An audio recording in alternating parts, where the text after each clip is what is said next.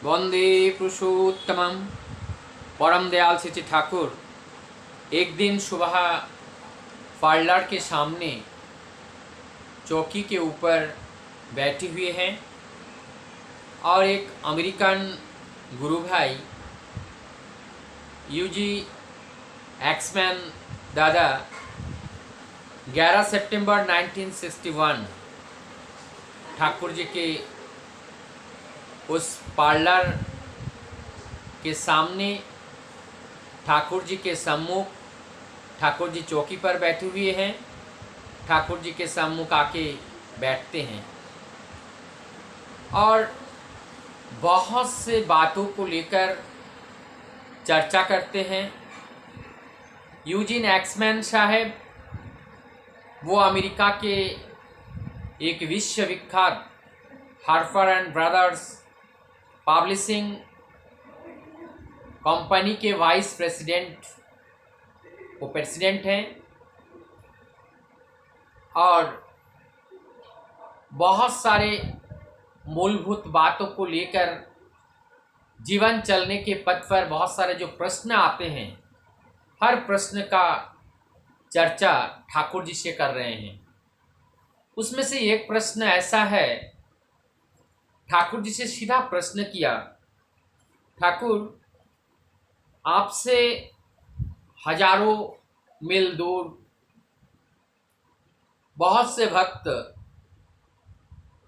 जब अपने जीवन चलने के पथ पर विपत्ति के सम्मुखीन होते हैं तो आपको जब याद करते हैं और याद करते ही आप उन लोगों को रक्षा करते हैं, इसमें कौन सा विज्ञान है? इसकी व्याख्या अगर दया करके आप थोड़ा हमें समझाएं तो अच्छा लगेगा। परम दयाल ठाकुर जी कहते हैं, मेरा क्या क्षमता है, मैं क्या कर सकता हूं, मैं कुछ भी नहीं करता हूं।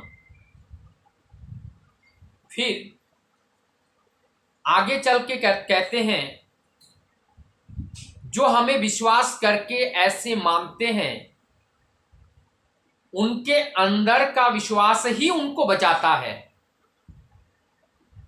इसमें मेरा कोई रोल नहीं है। अर्थात यहां पर एक बात स्पष्ट है, सबसे पहले इस बात को हमें स्वयं विश्वास करना पड़ेगा, वास्तविकता में हमें रूबरू होना पड़ेगा। जो परम पुरुष परम ब्रह्म ब्रह्म सत्ता से ही जगत की सृष्टि है और सभी सृष्टि जगत में सभी में वो ब्रह्म की उपस्थिति है। तभी तो कहते हैं, जत्र जत्र नेत्र पड़े तत्र तत्र कृष्ण स्फुरे। और एक दूसरी भाषा में बोलते हैं, एको ही ब्रह्मो द्वितीय नास्ति, वही एक ही ब्रह्म है, द्वितीय और कुछ नहीं है, सभी ब्रह्म है। जहां जहां हमारा नजर पड़ते हैं हर जगह उस प्रभु की उपस्थिति है, यही हमें समझना पड़ेगा। और ये विश्वास जिस दिन हो जाता है उस दिन वो विश्वासी व्यक्ति जो कहता है वही होता है। ब्रह्म की व्याख्या एक जगह करते हुए ठाकुर जी सत्यानुसरण में कहते हैं, ब्रह्म उसे कहते हैं जिससे विस्तार पाकर वो व्याप्त होते हैं, प्रसारित होते हैं और वो जो था वही पुनः बन जाते हैं। जो आदि में था वो पुनः बन जाते हैं, सारे विस्तार प्राप्त करने के बाद पुनः वही बन जाते हैं। इसका एक उदाहरण से हम लोग समझने की कोशिश करते हैं। अमरूद का पेड़ किससे बना? अमरूद के बीज से बना। अमरूद के बीज को जब हमने मिट्टी में डाला उसमें एक पौधा बना छोटा सा, और उस छोटा पौधे को जैसे हमने पानी और डिफरेंट टाइप के न्यूट्रिशन, उनका सुरक्षा जैसे हमने दिया, धीरे धीरे वो अमरूद का पेड़ बढ़ता चला गया। एक दिन उसमें फूल आया, फिर उसमें फल आया, और फल जब बड़ा हुआ, पका, फिर उसमें वो बीज बना। अर्थात जिस बीज से इसका उत्पन्न हुआ था, लास्ट में वही बीज में आकर के समापन हुआ। तो बीज से उत्पन्न और बीज में समापन यही है ब्रह्म। ठाकुर जी भी इस बात को हम लोगों को सत्य शरण में बताए हैं कि जिससे विस्तार प्राप्त करके पुनः वही में उसी रूप में आ जाते हैं, वही है ब्रह्म।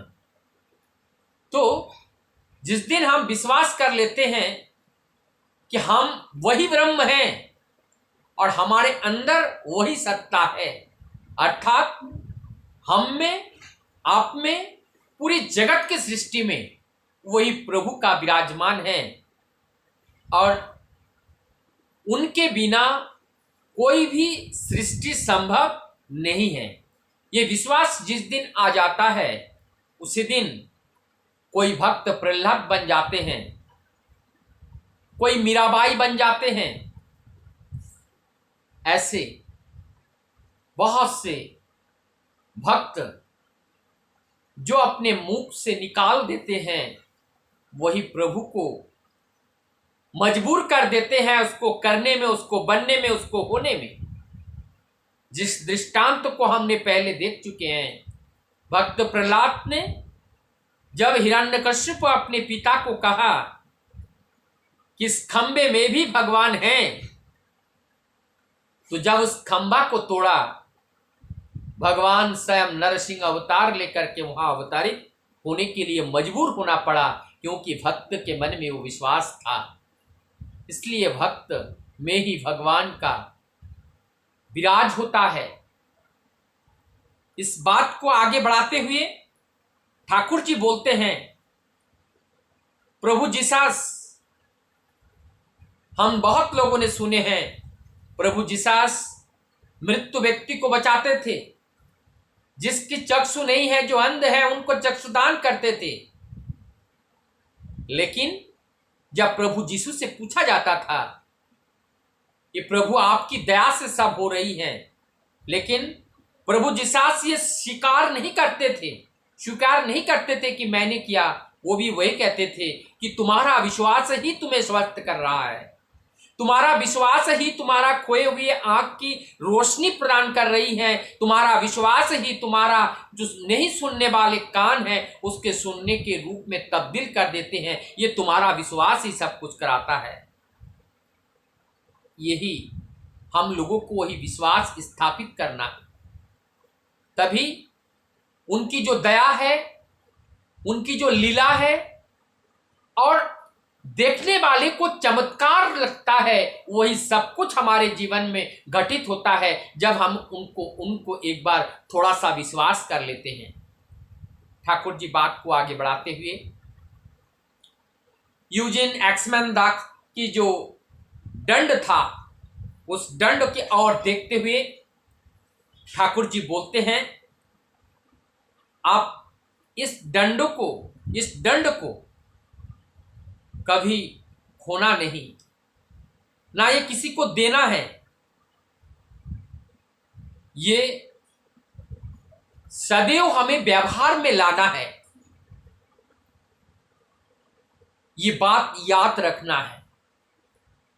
ये दंड जिसके पास है, उनके जीवन में ये दंड क्या परिवर्तन लाता है, ठाकुर जी इस बात को कहते हैं। ठाकुर जी आगे बोलते हैं कि इस दंड मैंने दिया, और ये दंड ही जब आपके पास रहेगा, आप इस दंड को आप सुरक्षित रखेंगे, उसके साथ आपका जो चेतना है, आपका जो स्मृति है, वो सदैव इस दंड के साथ मुझको भी युक्त रखेगा। तो इसका मतलब इस दंड को अपने पास रखना, सुरक्षित रखना का मतलब हुआ मैं ही सदैव आपके साथ ही रहूंगा।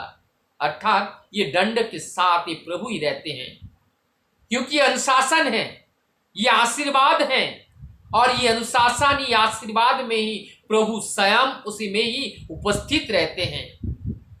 इसलिए हमें इस चीज को सुरक्षित रखना होगा, अर्थात हमें अपने आप को ठाकुर जी के अनुरूप बनाना पड़ेगा, ठाकुर जी के नियम के अनुसार हमें चलना पड़ेगा, इस जीवन को उनकी भावधारा में ढालना पड़ेगा, तभी हम एक जीवन, आनंदमय जीवन को प्राप्त कर सकते हैं।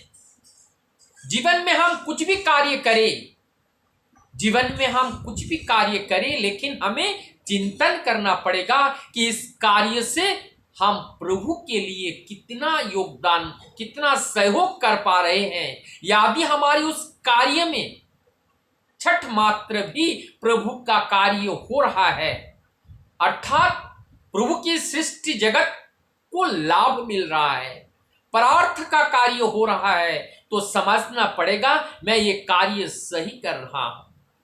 लेकिन एक छटक भी अगर प्रभु का कार्य नहीं हो रहा है, तो हम कितना भी काम करें, वो कार्य को कार्य नहीं कहते हैं। इसलिए हमें समझना पड़ेगा कौन सा कार्य स्वार्थ निहित है और कौन सा कार्य परार्थ निहित है। जो स्वार्थ निहित कार्य होते हैं उसमें हमारा पाना रहता है, उसमें हमारी चाहत रहती है, और वो सकम कर्म के अंतर्गत आते हैं, और सकम कर्म से हम आसक्त होते हैं, और आसक्त से हम जड़वत हो जाते हैं, और जड़वत से हम अज्ञानता की प्राप्ति करते हैं। लेकिन जो परार्थ जो कार्य हैं वो निष्काम कर्म है, इसमें हम प्रेम की उदय होती है, और इस प्रेम से हम विस्तार की ओर चले जाते हैं, जीवन में आनंद की अनुभूति होती है। यही है जीवन की प्राप्ति। ऐसे महत्वपूर्ण बहुत सारे प्रश्न यूजिन एक्समैनदा ने ठाकुर जी से पूछते गए और ठाकुर जी बताते गए। ऐसे हमारे जीवन चलने के पथ पर बहुत ही उपयोगी ये कुछ बातें थी। वंदे पुरुषोत्तम।